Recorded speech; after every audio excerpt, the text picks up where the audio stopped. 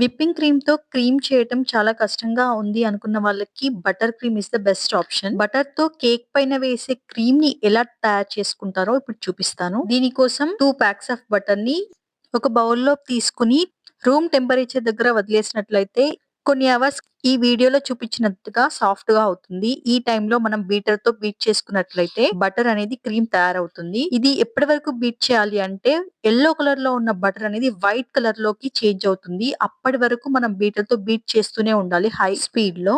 మనకు white కలర్‌లోకొచ్చి creamy texture వచ్చినప్పుడు మనం దాంట్లోకి కొంచెం షుగర్‌ని యాడ్ చేసుకోవాలి. ఈ షుగర్ అనేది పౌడర్ షుగర్ యాడ్ చేసుకోవాలి. దానికోసం నేను మిక్సీ పట్టుకున్నాను షుగర్‌ని. సో దట్ పౌడర్ షుగర్ తయారైపోయింది. ఈ షుగర్ అనేది మీ టేస్ట్‌కి తగ్గట్టు యాడ్ చేసుకోండి. నేనైతే మీడియం షుగర్‌గా యాడ్ చేశాను. 5 టేబుల్ స్పూన్స్ యాడ్ చేశాను. ఆ మొత్తం బటర్‌కి గాను. ఇంకా ఆ తర్వాత మళ్ళీ బీట్ చేసుకోవాలి బీటర్‌తో. ఆ షుగర్ మొత్తం ఆ క్రీమ్‌లో కలిసేట్టుగా కాసేపు బీట్ చేస్తే సరిపోతుంది. సో ఫైనల్‌గా మన క్రీమ్ అనేది ఈ టెక్స్చర్‌లో వచ్చింది. ఇంకా మన బటర్ క్రీమ్ రెడీ అయిపోయినట్టే. ఇప్పుడు దీన్ని మనం పేస్ట్రీ బ్యాగ్‌లోకి తీసేసుకోవచ్చు. మన బటర్ క్రీమ్ రెడీ అయిపోయింది. ఇంకా మనం కేక్ పైన ఫ్రోస్టింగ్ చేసేసుకోవచ్చు.